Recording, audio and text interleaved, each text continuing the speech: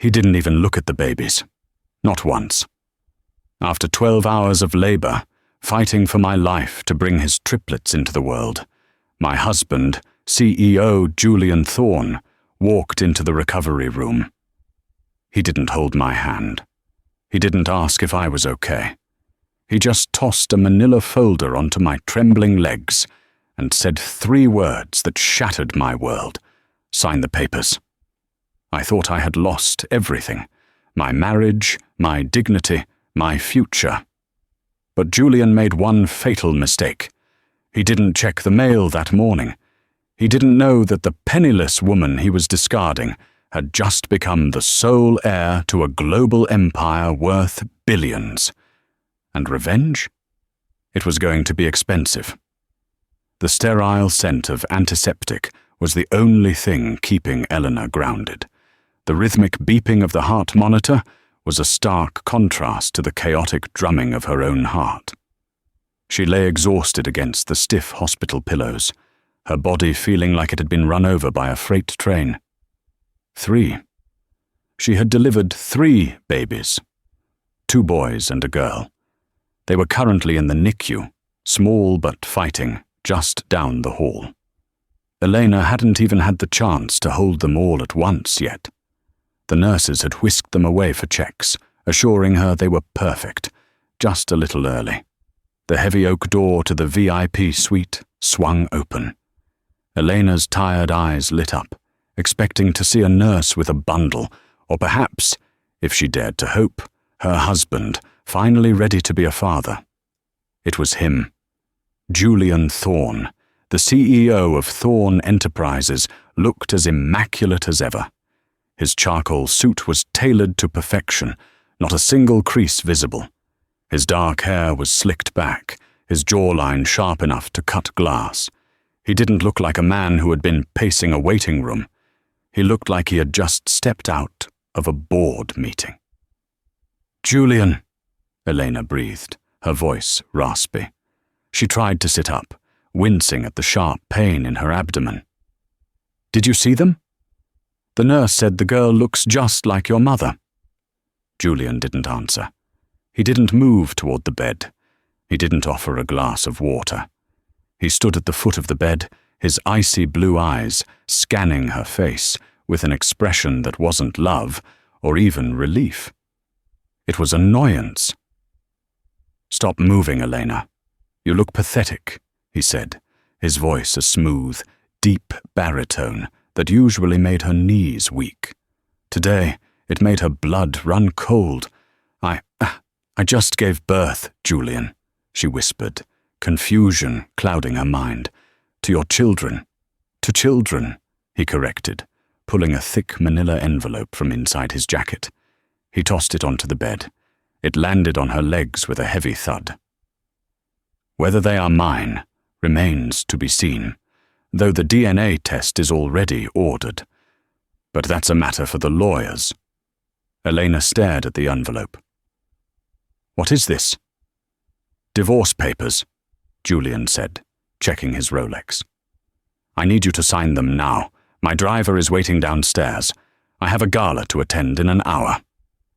The room spun. Elena gripped the sheets. "Divorce? Julian, we have a family now. You can't be serious. Is this panic? Is this the pressure?" Julian laughed, a dry, humorless sound. "Don't be naive, Elena. You were a placeholder, a quiet, mousy librarian who looked good enough on my arm to convince the board I was a family man when I needed to secure the merger with the Asian markets. That merger is closed. The stock is up. You've served your purpose." "I'm your wife," Elena cried out, tears stinging her eyes. "I love you." "And that makes you weak," Julian sneered. "Look at you. You have no connections, no money, no pedigree. You are a liability. I need a partner who brings something to the table, someone with fire, someone with status." As if on cue, the door opened again. The clicking of high heels on the linoleum floor echoed like gunshots. Isabella Vance walked in, the daughter of a steel magnate, Isabella was everything Elena was not: loud, glamorous, and vicious. She was wearing a red dress that cost more than Elena's parents had made in their lifetimes. "Is it done yet, darling?" Isabella purred, walking straight to Julian and linking her arm through his. She didn't even look at Eleanor. "Almost," Julian said, his voice softening instantly as he looked at his mistress. "She's being difficult." Eleanor felt bile rise in her throat. "Isabella, you're doing this now? Here?" Isabella finally deigned to look at her, a smirk playing on her red lips. "Oh, honey, don't take it personally. Julian and I have been together since before you got pregnant. We were just waiting for the heirs to arrive. Although, triplets? That's a bit excessive, don't you think? Messier to clean up." "You are monsters," Elena sobbed, clutching the envelope. "We are realistic," Julian snapped. "Now sign. The terms are generous. You get a small apartment in Queens, a monthly stipend for 2 years, and I take full custody of the children once they are old enough for boarding school. Until then, you can be their nanny. Unpaid, of course. Consider it room and board." "I won't sign," Elena spat, a sudden surge of adrenaline fueling her. "I won't let you take them. I'll fight you." Julian leaned over the bed, his face inches from hers. The cruelty in his eyes was terrifying. "Fight me with what, Elena?" "You have $12 in your bank account. I have an army of lawyers who can prove you are mentally unstable, unfit, and indigent. If you don't sign, I will make sure you never see those babies again. I will bury you in so much legal red tape you'll be begging for a public defender." He uncapped a fountain pen, a Mont Blanc she had bought him for their first anniversary, and held it out. "Sign, or lose them forever." Elena's hand trembled as she took the pen. She looked at the door, praying for a doctor, a nurse, anyone to stop this. But the hospital staff knew better than to interrupt Julian Thorne. He owned the wing. With tears blinding her vision, she scribbled her signature on the dotted line. She felt a piece of her soul die with the ink. Julian snatched the papers back immediately, checking the signature. "Good. The car will take you to your new accommodations once you are discharged. Do not come back to the penthouse. Your things have already been packed and sent to storage." "Let's go, Julian," Isabella said, checking her reflection in the darkened window. "The press is waiting at the gala. We need to announce our engagement." "Engagement?" Elena whispered, the word escaping her like a dying breath. "Out with the old, in with the new," Isabella winked. Without a backward glance, the two of them turned and walked out. The door swung shut, leaving Eleanor in a silence that was louder than screaming. She broke. She curled into a ball, ignoring the stitches pulling at her skin, and wailed. She cried for her babies, who had a father who saw them as assets. She cried for the 3 years of marriage she had devoted to a man who saw her as a merger tool. She cried for her own stupidity. She was alone. Truly, completely alone.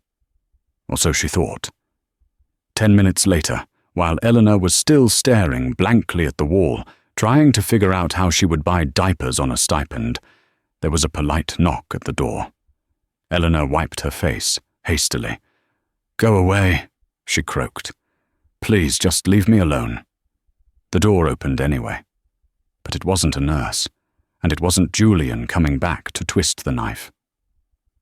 An older man stood there.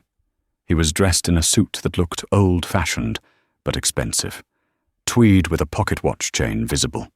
He had kind eyes behind wire-rimmed glasses and carried a worn leather briefcase. "Mrs. Elena Thorne?" he asked softly. "It's just Elena now," she said bitterly. "If you're one of Julian's lawyers here to add a clause, just leave it on the table." The man smiled gently and stepped inside, closing the door firmly behind him. "I assure you, my dear, I do not work for Mr. Thorne. In fact, Mr. Thorne has been trying to hire my firm for years, and we have repeatedly declined." Elena frowned. "Who are you?" "My name is Arthur Pennyworth," he said, setting his briefcase on the bedside table where the divorce papers had just been. "I am the executor of the estate of the late Silas Vane." Elena shook her head. "I don't know a Silas Vane." "No," Arthur said, clicking the latches of his briefcase open. "You wouldn't. He was your great-uncle on your mother's side, estranged from the family for 50 years. He was an eccentric man, a recluse. He passed away 3 days ago in Zurich." "I'm sorry to hear that," Elena said, though she had no emotional capacity left to care. "But why are you here?" "I have nothing." Arthur pulled out a document. It was thick, bound in blue velvet with gold leaf edges. It looked ancient and important. Silas Vane was not just a recluse, Elena. He was the silent founder of Vane Global Logistics. He owned the shipping routes that move 40% of the world's oil. He owned diamond mines in South Africa and tech startups in Silicon Valley. He had no children, no wife. Arthur paused, his eyes twinkling. He spent the last 10 years watching his extended family from afar. He saw how your parents struggled. He saw how you worked 2 jobs to put yourself through college. And he saw how you married Julian Thorne. "He must be disappointed in me then," Elena whispered. "On the contrary," Arthur said. "He saw a woman with a good heart who was being taken advantage of. He wrote this will 2 weeks ago, shortly before his heart failed. He left specific instructions that it was not to be read until you faced a moment of total ruin." Arthur looked at the empty space where Julian had stood. "I was waiting in the lobby. I saw Mr. Thorne and Miss Vance leave. I assume the ruin has arrived?" Elena nodded slowly. "I signed the divorce papers. I have nothing." Arthur smiled, a wide, genuine grin. "Correction, Elena. You had nothing, according to the terms of this will, as the sole living beneficiary of Silas Vane. You are now the owner of assets totaling $42 billion. You are also the new majority shareholder of the bank that holds Julian Thorne's business loans." Elena's jaw dropped. The monitor beeped faster. "What?" "You heard me," Arthur said, handing her a heavy fountain pen, much nicer than Julian's. "Now we have a lot of work to do. But first, would you like to buy this hospital? The service seems a bit lacking." The pen felt heavy in Elena's hand, heavier than the divorce papers had felt only moments before. But this weight was different. It wasn't the crushing burden of loss. It was the grounding weight of power. 42 billion, Elena repeated, the number feeling alien on her tongue. She looked at the baby's bassinets, which the nurses had just wheeled back in at Arthur's insistence. They were sleeping, unaware that their father had just sold them out for a merger, or that their mother had just become one of the wealthiest women on the planet. "And the bank," Arthur Pennyworth reminded her, pouring a cup of tea from a silver service he had seemingly conjured from nowhere. "Sterling Capital, the institution that currently holds the mortgage on Mr. Thorne's headquarters, his personal estates, and the line of credit keeping his company afloat during this expansion phase." Elena sat up straighter. The pain in her body was still there, but it was being drowned out by a cold, simmering fury. She looked at the divorce papers on the nightstand, the ones she had signed. "He thinks I'm weak," she whispered. "He thinks I'm going to go to that apartment in Queens and fade away." "Mr. Thorne is a man who only sees value in what can be monetized," Arthur said, adjusting his glasses. "He failed to appraise you correctly." "Now, Mrs. Thorne—" "Vane," Elena interrupted, her voice gaining strength. "My name is Elena Vane. And my children, on their birth certificates, they will be Vane's. Can we do that? Before he files?" Arthur smiled, a shark-like glint in his eyes. "With the resources we now have, we can do anything.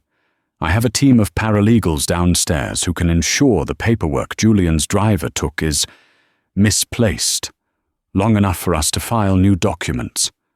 By the time Julian realizes, the children will legally bear your name. And since he signed away rights to any children born of the marriage in his haste to disown them to avoid child support calculations, he has legally severed his own claim." Elena looked at her reflection in the darkened window. She looked pale, exhausted, and broken. "I don't look like a billionaire. I look like a victim." "Money buys many things, Elena," Arthur said, standing up, including a new image. "But first, we must leave this place. This hospital wing is funded by the Thorne family. It is distasteful. Where will we go? The penthouse at the St. Regis is prepared. A medical team is waiting there for you and the triplets.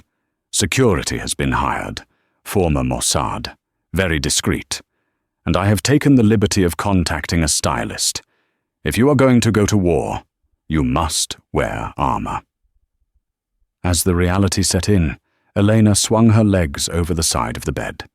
She winced, but she stood. She walked over to the bassinets. She touched the cheek of her son, Noah, then Elias, then her daughter, Sophia. "He didn't want you," she whispered to them. "He threw us away like trash.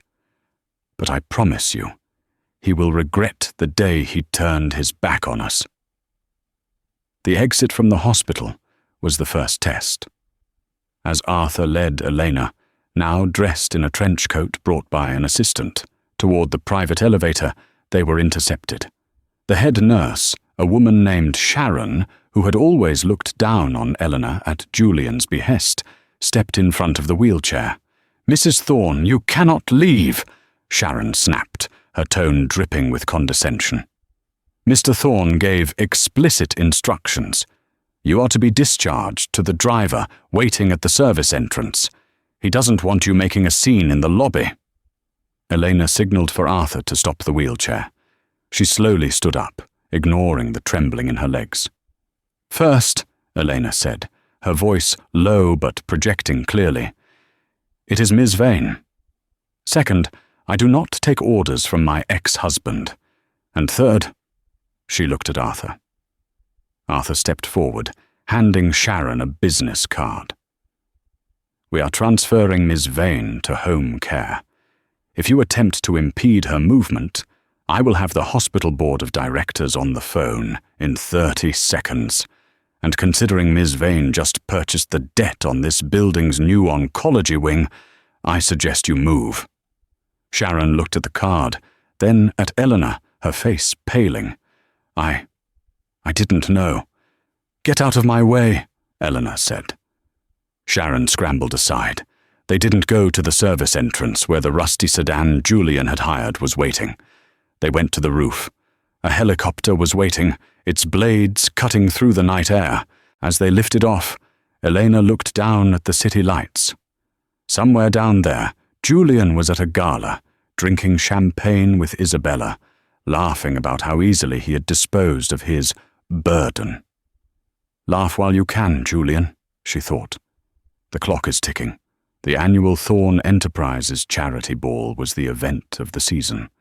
It was held in the grand ballroom of the Plaza Hotel, a venue dripping with gold leaf and crystal chandeliers.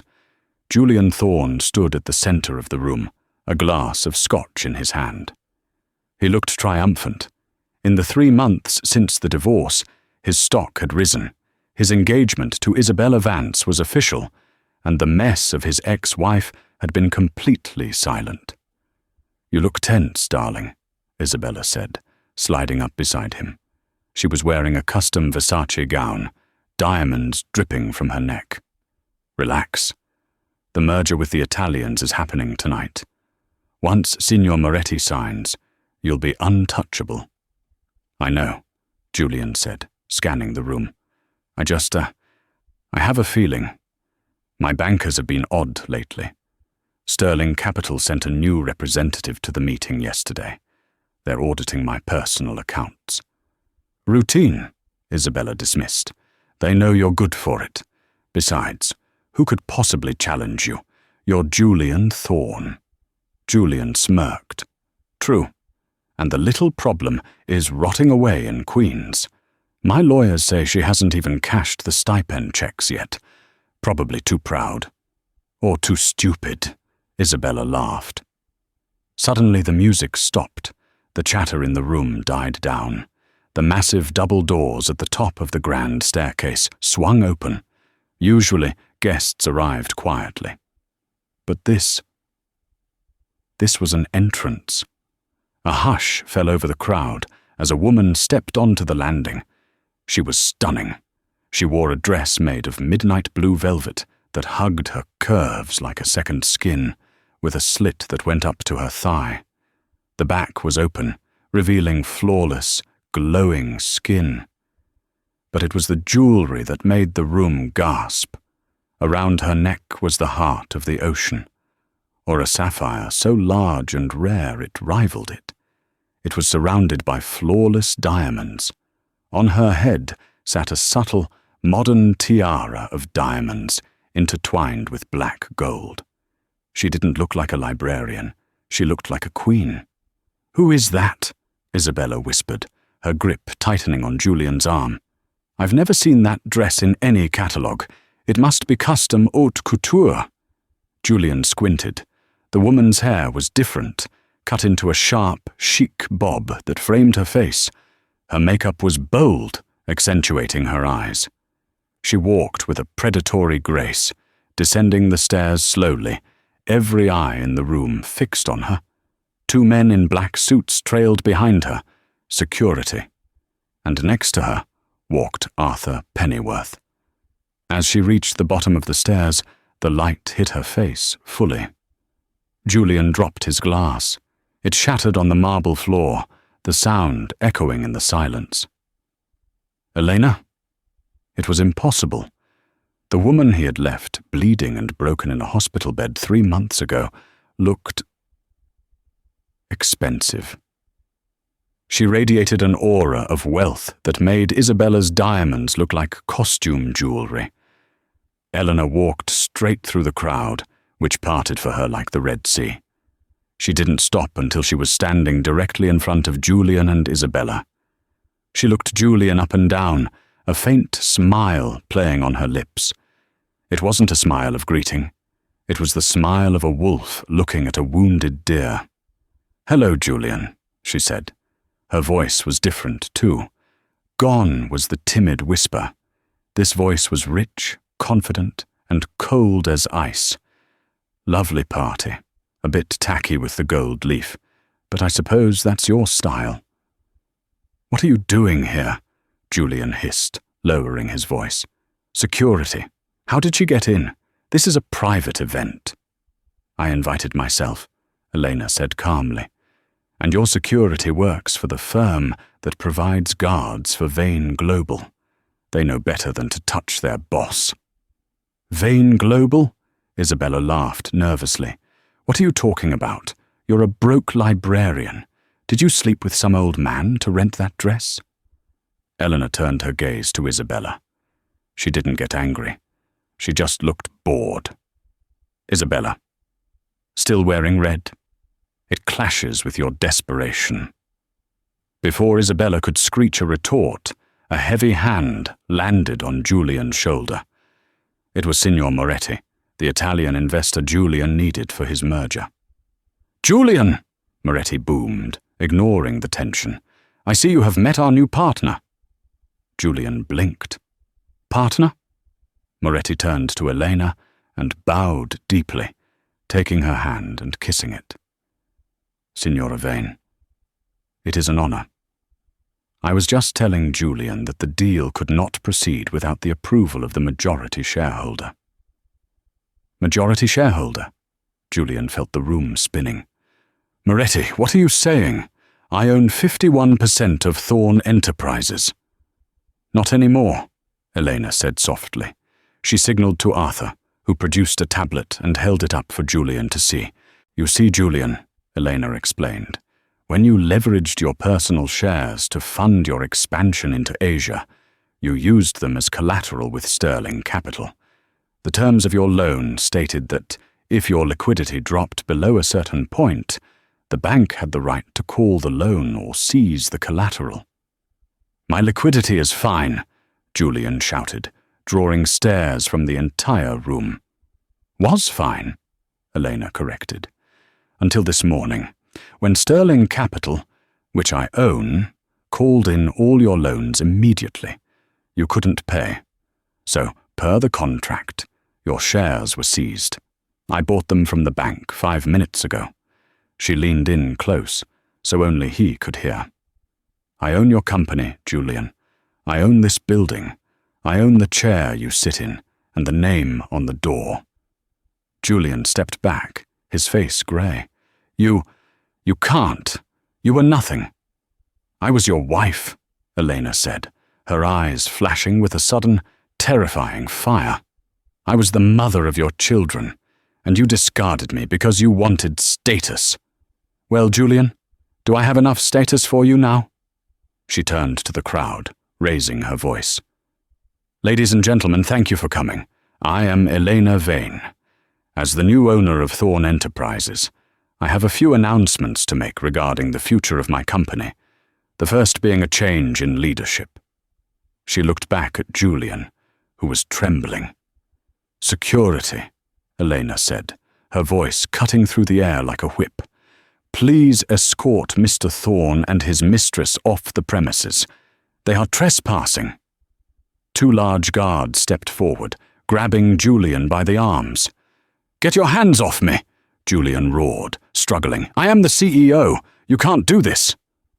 Actually, Arthur Pennyworth interjected calmly, the board just voted via emergency conference call. You were terminated for gross negligence and reputational damage. You are unemployed, Mr. Thorn. As the guards dragged a screaming Julian and a sobbing Isabella toward the exit, cameras flashed blindly. The press, who had been there to cover a merger, were now witnessing the most spectacular corporate assassination in history. Elena watched them go, her face impassive. But inside, a tiny part of the old Elena, the one who had cried in the hospital, felt a weight lift. She turned back to Moretti and the stunned crowd. She picked up a glass of champagne from a passing waiter. Now, she said, raising the glass, shall we discuss business? Julian Thorn sat in a dimly lit office in Lower Manhattan. It wasn't the glass-walled corner office he was used to. It smelled of stale coffee and old paper. Across from him sat Marcus Stone, a lawyer known as the Butcher for his ability to shred opponents in high-stakes divorces. You're telling me, Stone said, leaning back in his creaking leather chair, that your wife inherited $42 billion before she signed the divorce papers? Yes, Julian slammed his hand on the desk.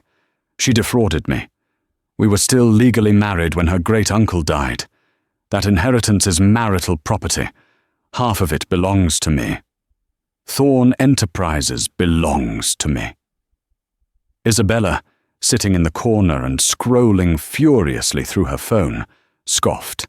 If you get it back, darling. Right now, social media is calling you the billion-dollar loser. Team Elena is trending worldwide. My sponsorship with Cartier just got paused.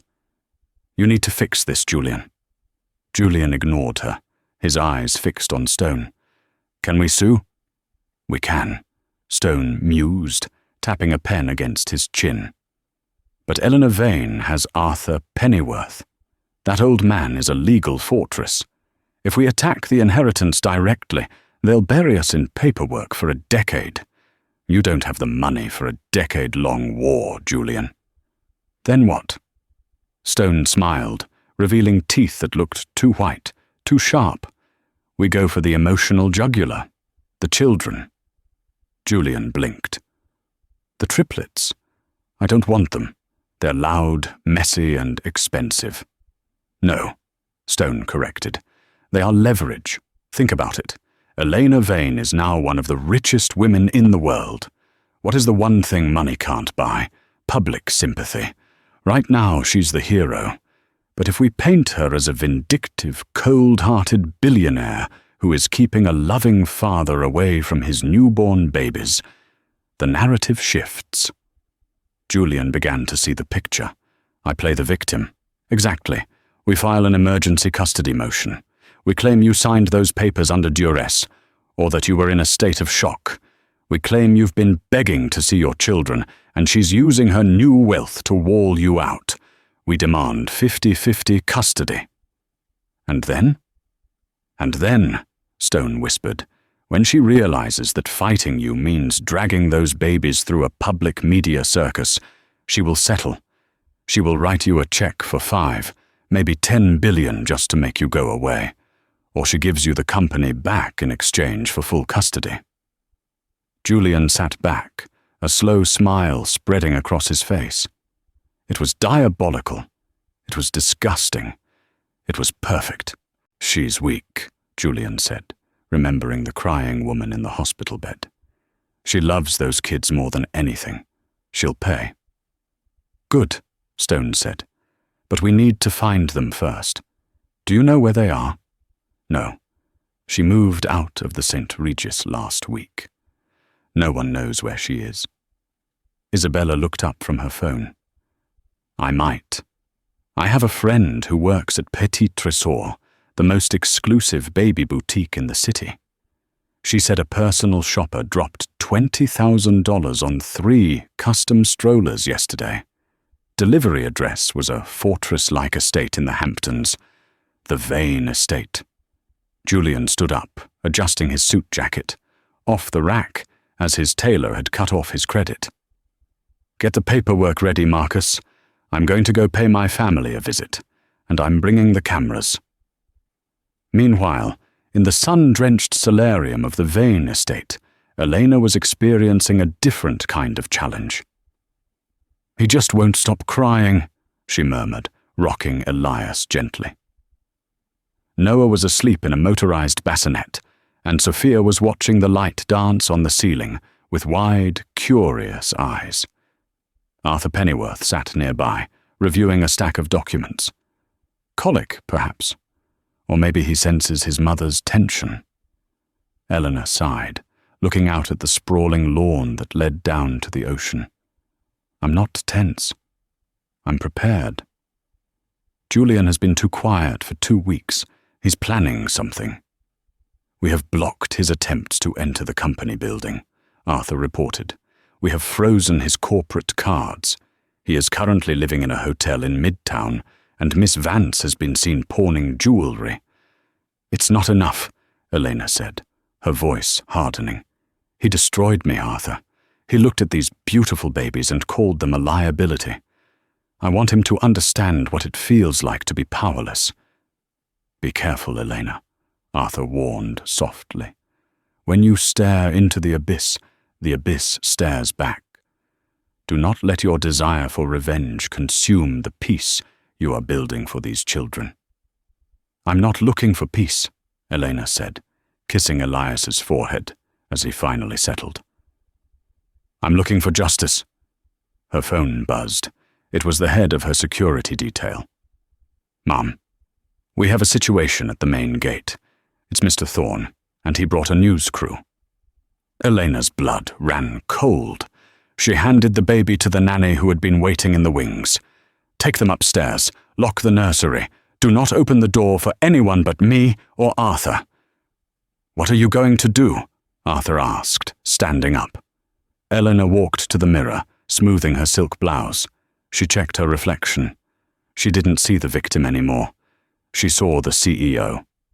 He wants a show, Elena said, grabbing her sunglasses. I'll give him a show.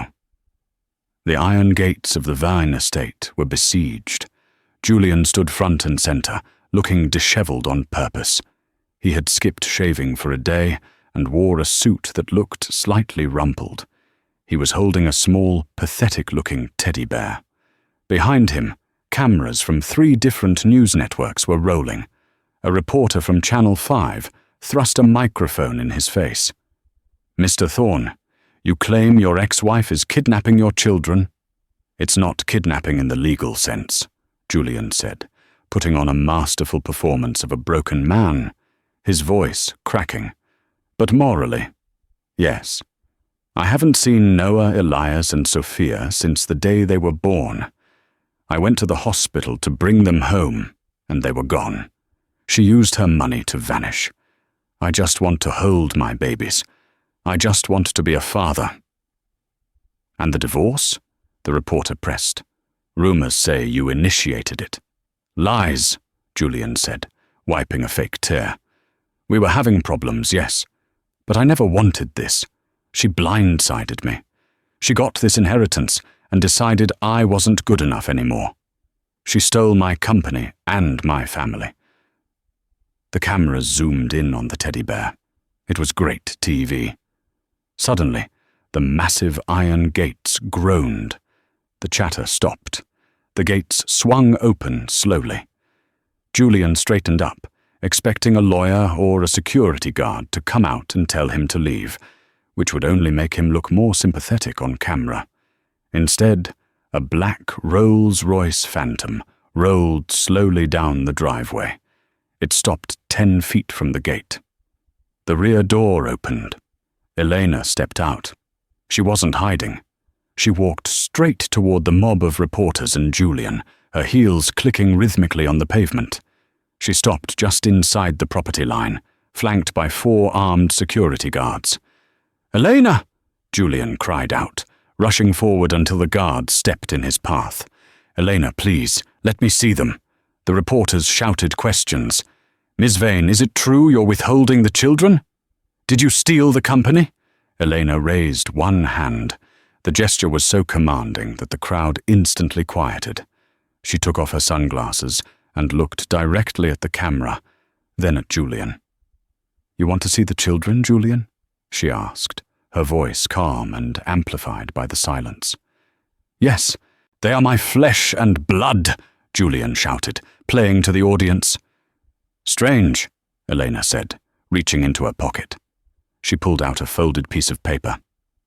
"Because according to this transcript from the hospital room on the day of their birth, your exact words were, 'Whether they are mine remains to be seen. DNA test is ordered. Stop moving. You look pathetic.'" The reporters gasped. Julian froze. I never said that," he stammered. "I have the audio recording from the security camera in the VIP suite," Elena continued, holding up a USB drive. "Would you like me to play it for the press right now? Or perhaps the part where you threw the divorce papers on my legs while I was still bleeding and told me I was a placeholder?" She took a step closer to the gate. "You didn't come here for the children, Julian. You don't even know their middle names. You came here because your credit cards were declined this morning." The reporters were turning their cameras toward Julian now, sensing the shift in the wind. "That's a lie!" Julian yelled, his face turning red, the sad dad act crumbling. "She's manipulating you. She's mentally unstable." "Am I?" Elena signaled to the guard, who handed her a thick file. "This is the affidavit from your mistress, Isabella Vance." Julian's eyes went wide. "Isabella?" "She came to see me this morning," Elena said with a cold smile. It seems she realized that being attached to a sinking ship wasn't good for her complexion. She sold her story to me for a very reasonable price. In this affidavit, she details how you planned to use the children as leverage to extort a settlement. She also provided text messages where you called the triplets expensive noise machines and asked if we could put them up for adoption if you won custody. Elena threw the file over the gate. It landed at Julian's feet. The reporters descended on the file like vultures. One of them picked it up and started reading the text messages aloud for the live broadcast. "Julian Thorne, if I get the kids, how much do you think she'll pay to get them back? 5 billion? 10? The crowd turned on him instantly. The sympathy evaporated, replaced by disgust. "You monster!" someone shouted. Julian looked around, panic setting in. "No, it's fake! It's AI! She forged it!" Elena looked at him with pity. "Go home, Julian. Oh, wait, you don't have one anymore. The bank foreclosed on your penthouse an hour ago." She turned her back on him. "If you ever set foot near my children again," she called out over her shoulder, "I won't just ruin your reputation. I will dismantle your entire existence, brick by brick. You wanted a shark, Julian? You got one?" Elena got back into the Rolls-Royce. The door closed with a solid, expensive thud. The car reversed back up the driveway, leaving Julian alone, surrounded by cameras that were now broadcasting his humiliation to the entire world. He dropped the teddy bear in the dirt. As the car drove away, Elena let out a breath she had been holding. Her hands were shaking. "Well done," Arthur said from the seat beside her. "Brutal. Efficient. Final." "Is it final?" Elena asked, looking at the monitors in the car that showed Julian shoving a cameraman in frustration. "For now," Arthur said, "but a man with nothing left to lose is a dangerous thing. He will not stop. He will try something desperate." "Let him try," Elena said, her eyes flashing. "I have everything to protect now, and I'm just getting started." Back at the gate, Julian watched the car disappear. The reporters were bombarding him with questions about the text messages. He shoved his way through the crowd, his heart pounding with rage. Isabella had betrayed him. Elena had humiliated him. He reached into his pocket and pulled out a burner phone, the only one he had left. He dialed a number he had sworn never to use. It wasn't a lawyer. It wasn't a banker. "It's me," Julian hissed into the phone. "The plan B we talked about? The one with the accident? Do it. Tonight." The storm had rolled in off the Atlantic, turning the Hamptons into a grey, wind-swept landscape. It was the kind of weather that kept people indoors, but Eleanor Vane didn't have a choice. "Are we secure?" Eleanor asked, buckling her seatbelt in the back of the armoured Cadillac Escalade. Next to her, the triplets were secured in their car seats, oblivious to the danger. "Convoy is ready, Ma'am," the head of security, a former Mossad agent named Cohen, replied from the front seat. "We have a lead car and a tail car. Local police have been notified of our route, though we're keeping the destination classified." They were moving. Arthur Pennyworth had received intelligence, a tip from a frantic and terrified Isabella Vance, that Julian was planning something kinetic tonight. He had hired a crew of ex-mercenaries, men who didn't care about corporate law, only cash. Elena couldn't risk the estate being breached. They were heading to a private airfield to fly to a secure compound in Switzerland. The convoy rolled out of the heavy iron gates, the rain lashing against the bulletproof glass. Elena watched the trees blur by. Her heart was pounding, not for herself, but for the 3 tiny lives sleeping beside her. She reached out and rested her hand on Noah's leg. "I won't let him touch you," she whispered. They reached Route 27, the main artery out of the Hamptons. It was deserted, the streetlights flickering in the gale. "Scanning ahead," the driver said. "Road looks clear. Wait. Heat signature. Tree line." Before he could finish the sentence, a massive oak tree, cut at the base, toppled from the darkness, crashing across the road directly in front of the lead car. The lead vehicle slammed on its brakes, skidding on the wet asphalt. "Ambush!" Cohen yelled into his radio. "Reverse. Execute evasion pattern Delta." But as the driver shifted into reverse, floodlights blinded them from behind. 2 heavy-duty trucks blocked the retreat, boxing them in. "We are pinned," Cohen said, his voice terrifyingly calm. He drew his sidearm. "Ma'am, get down. Cover the children." Elena threw herself over the car seats as the sound of gunfire erupted. Bullets pinged harmlessly off the reinforced chassis of the Escalade. These weren't paparazzi. This was a hit. The doors of the trucks opened, and men in tactical gear swarmed the convoy. They weren't trying to kill everyone. They were trying to breach the main car.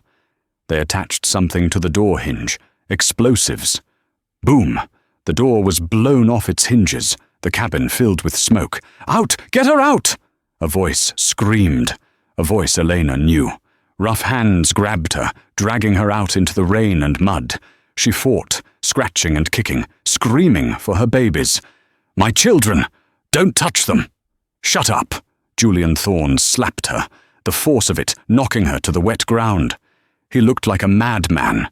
His expensive suit was soaked, his hair wild, his eyes manic. He was holding a pistol. "You thought you could embarrass me?" Julian screamed over the wind. "You thought you could take my company and leave me with nothing?" "Julian, stop!"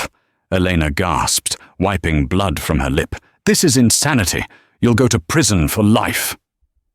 "Not if you sign this," Julian hissed, pulling a crumpled document from his jacket. It was a transfer of deed for the Vane fortune and a full custody release. "Sign it. Transfer the funds using your biometric key. Do it now, or I swear to God, Elena, I will make sure you never hear a baby cry again."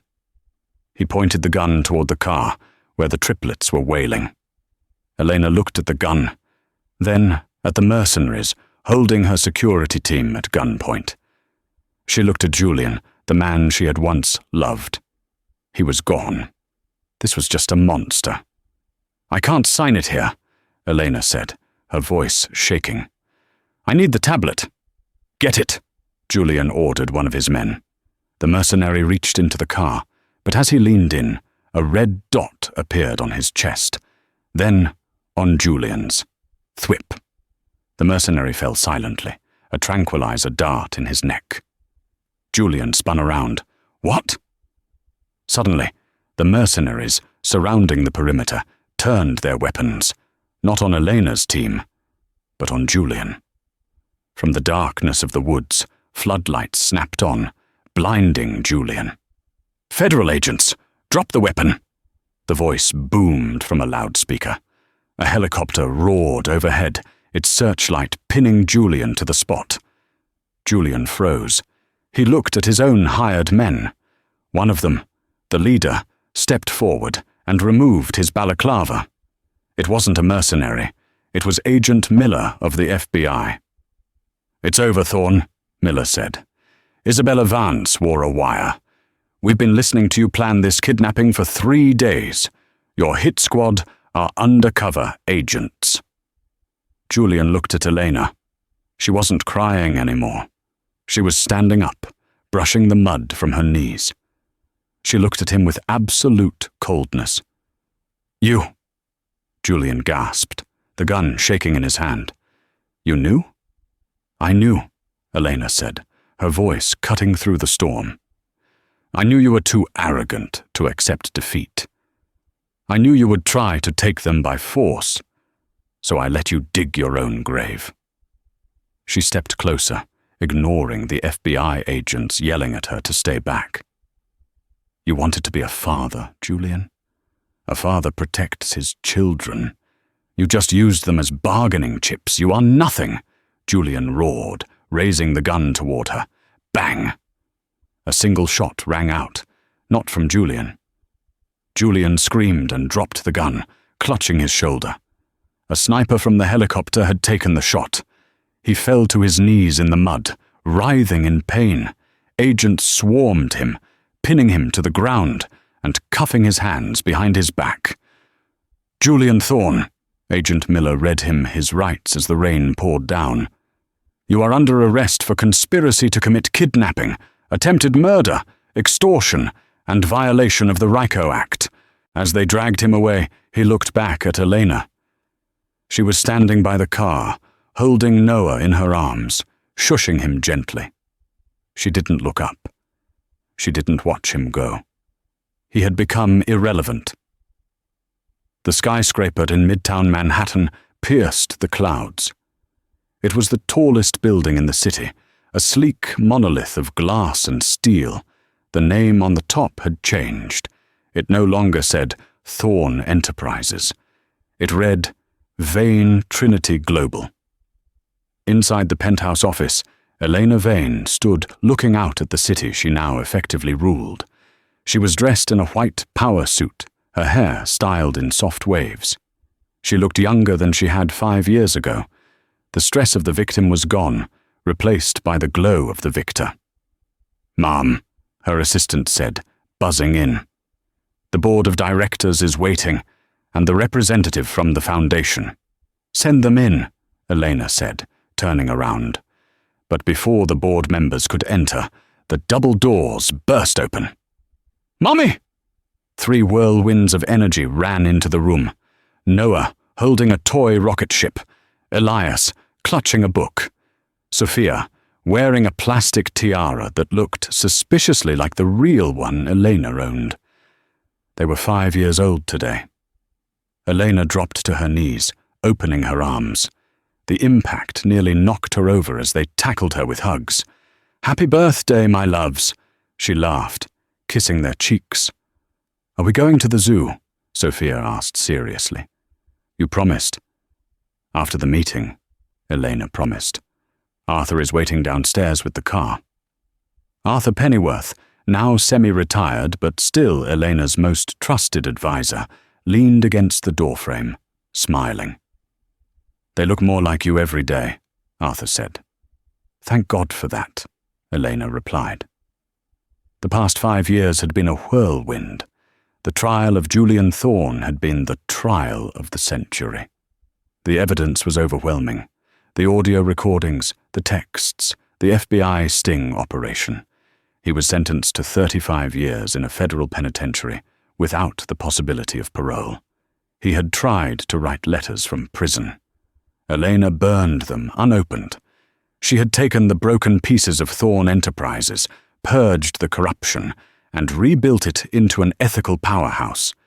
She started the Trinity Foundation, a non-profit dedicated to helping single mothers and victims of domestic financial abuse. She wasn't just a billionaire, she was a symbol. "Mum," Elias said, looking at the massive portrait of the 3 of them that hung behind her desk. "Where is our dad?" It was the question she had dreaded. She knew it would come eventually. Eleanor sat on the floor with them, looking them in the eyes. She didn't lie. She didn't make up a fairy tale. "Your father," Eleanor said softly, "was a man who got lost. He loved money more than he loved people, and because of that, he is in a place where he can't hurt anyone anymore." "Does he love us?" Noah asked. Elena hugged them tighter. "I love you enough for 2 parents. I love you enough for the whole world. And you have Arthur. And you have each other." The kids seemed satisfied with that. They ran off to play with the scale model of the new wind farm Vane Global was building. Arthur walked over to Eleanor. "You've done well, Eleanor. Silas would be proud." "I didn't do it for Silas," Eleanor said, standing up and smoothing her suit. "I did it for the woman in that hospital bed, the one who thought her life was over." She walked to the window one last time. Somewhere, in a concrete cell, Julian Thorne was sitting alone. He had chosen his path. Elena looked at her reflection in the glass. She saw the mother, the CEO, the survivor. "Shall we?" she asked Arthur. "To the meeting?" "No," Elena smiled, grabbing her purse. "To the zoo. The board can wait. My children are the only empire that matters." She walked out of the office, the sound of her children's laughter echoing down the halls of the building she owned in the life she had built, victorious. And that is the incredible twisted story of Eleanor Vane and the karma that hit Julian Thorne harder than a freight train. It's a reminder that true power isn't about money. It's about resilience, and you should never underestimate a mother fighting for her children. If this story had you on the edge of your seat, please hit that like button. It really helps the channel grow and lets me know you want more dramas like this. What would you have done if you were Elena? Would you have forgiven him, or did he get exactly what he deserved? Let me know in the comments below. Don't forget to subscribe and ring the bell so you never miss a part of our next saga. Thanks for watching, and I'll see you in the next story.